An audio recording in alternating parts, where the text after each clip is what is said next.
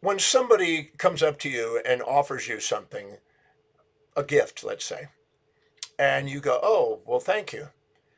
You know, if they continue to offer you a gift, particularly if it's money, the first time you are appreciating it and you're graciously taking it.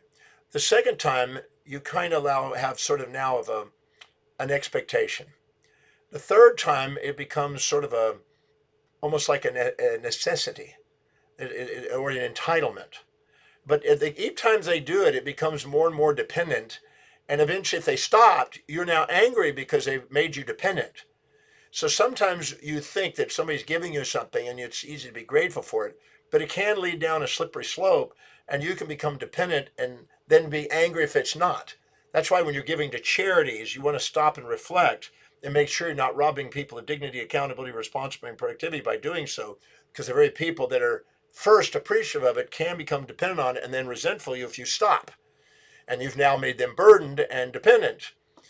Well, that form of gratitude, when somebody does something that's superficial and supports your values, can go down that slope.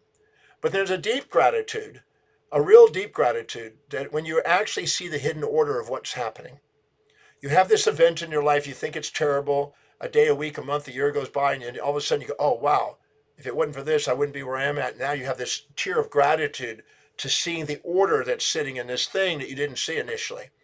That deeper gratitude, that heart opening gratitude, will bring tears to the eyes, which is a sign that you've now seen the pairs of opposites. What's interesting in the way the brain is set up, during the night when you sleep, you have delta waves predominantly. You have REM sleep, but you got delta waves around 1 to 5 cycles per second. And then 3 cycles, let's say average. And then during the day, you have beta waves normally around 13 cycles per second. When you find those in perfect sync between them, a balance between them, you get alpha theta waves, which are about 8 cycles per second, halfway between the 3 and the 13.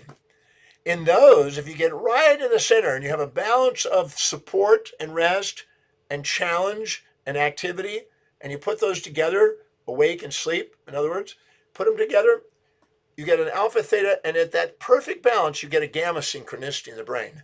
Gamma waves, around 40 cycles per second, all of a sudden fire off in the brain with spikes, and the whole brain synchronizes, and you get a aha, a eureka moment, and tears come out of your eyes, which is a sign of an authentic state. See, when people support your values and make it easy on you, you become juvenilely dependent on them. When things challenge your values, you become precociously independent of them. When you're looking up at them and you're dependent on them, you're minimizing you. That's inauthentic. When you're looking down on somebody and they're challenging you and you're looking from up here, looking down, you're inauthentic. But when you're actually in seeing those in perfect synchrony, the sympathetic and parasympathetic regulate and come to balance, you have authenticity, and then you get a tear of gratitude for the confirmation of seeing things as it is objectively instead of the subjective biases and the emptiness that comes from the judgment. So the superficial gratitude, when things support you, has its downside. It can be a slippery slope, as I've said. But if you go and find the hidden order, which is the balance of the pairs of opposites in each moment of what's happening, you have a deeper gratitude with a tear of gratitude, which literally activates from the medial prefrontal cortex over to the hypothalamus. The hypothalamus then goes over to the intercardiac network inside the heart and synchronizes the sinoatrial node and the beatings and the coordination of the heart, and allows the heart to happen and work in perfect harmony. When it does, the vasculature is enhanced, your breathing is relaxed, and you have literally an open heart, a feeling of it. And a tear of gratitude occurs when you do that. So you're feeling your heart is open, you feel gratitude, you see the hidden order, you've seen the pairs of opposites synchronously. It was Wilhelm Wundt who basically called it simultaneous contrast. When you see pairs of opposites at the same moment, simultaneous contrast give you a state of gratitude that's deep and meaningful.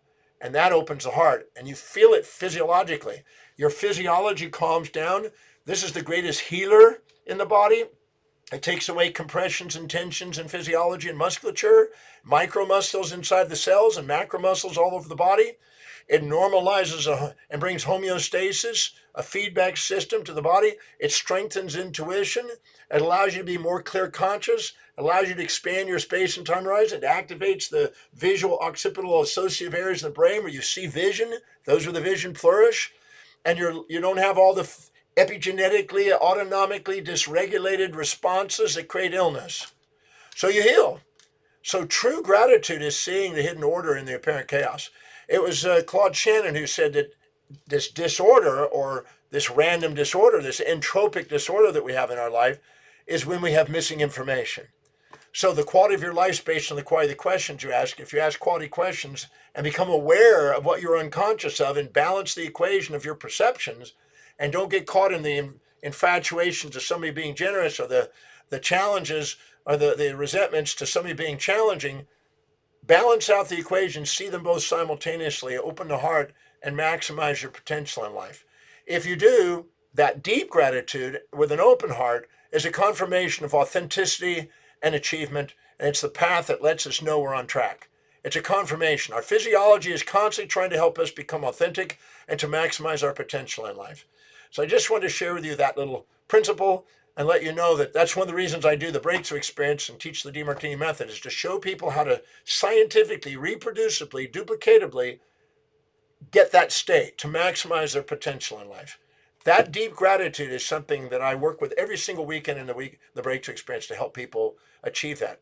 So that deep gratitude is the one you want to live your life by, not the fantasy one of just support without challenge.